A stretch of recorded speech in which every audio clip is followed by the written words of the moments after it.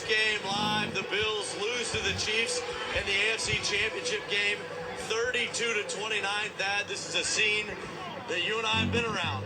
We've watched the Chiefs fans celebrate, and the Bills walk off the field with their heads down, wondering if they are ever going to be able to get past Patrick Mahomes, Andy Reid, and this team. And the more the losses pile up, the steeper the mountain is going to look. And this was a game where the Bills had plenty of opportunities. They had a second half lead. They had a run game that seemed like it was working. They had a defense that seemed like it had turned a corner and had figured some things out against the Chiefs. But at the end of the day, the Chiefs beat the Bills by stopping Buffalo's most unstoppable play. They knocked out the quarterback sneak. They took it out of the game. And look, I know it's frustrating, and we can debate about whether the Bills used it too much, but at some level, you got to tip your cap to the Chiefs for that.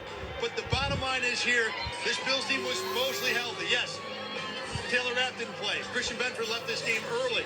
But this wasn't like last year. They were missing 7 guys on defense or whatever it was. And I know that there were a bunch of calls, and I know we're going to spend the entirety of the offseason debating inches and spots. But there were 5 fumbles in this game, and the Bills recovered all 5 of them.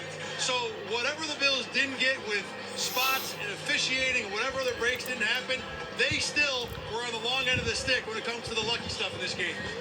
Here's the thing. They're down 3. They have the ball. It's 4th down.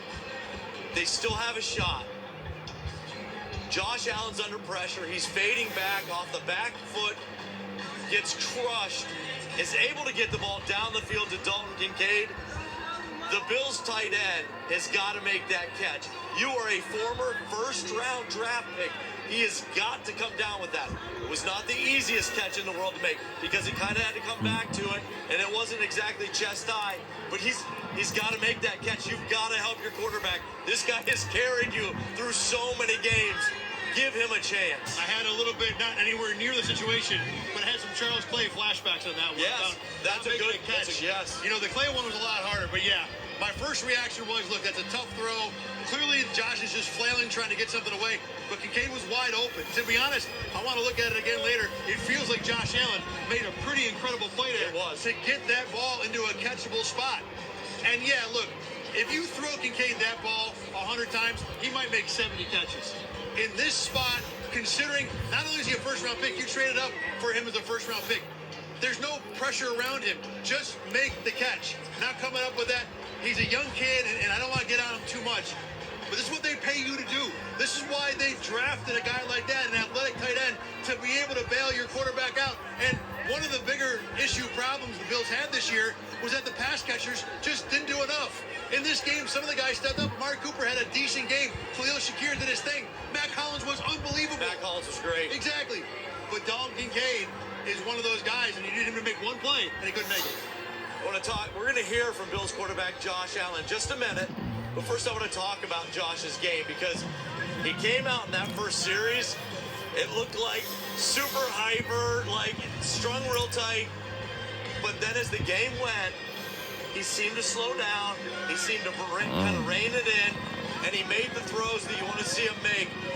This throw down here to Mac Hollins, the first throw, was as good a throw as any quarterback's going to make in any moment, in particular in this big of a game. And that was 3rd and 13. And that set up the touchdown. That was just, I feel like Josh started a little rocky, then reined it in and had a pretty good game. It's funny, to Josh's credit, I was talking about Mac Hollins play at the end of the first half. You were talking the 4th down. Yes. They both were great.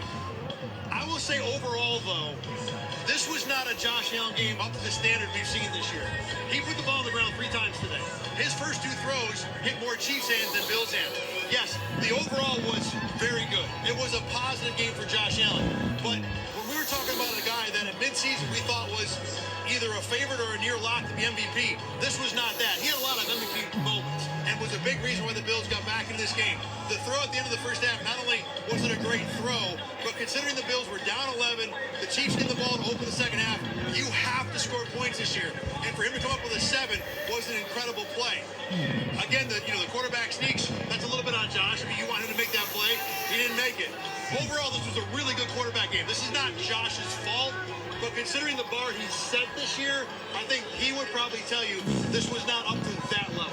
Let's hear from Bills quarterback Josh Allen. Josh to come up short again.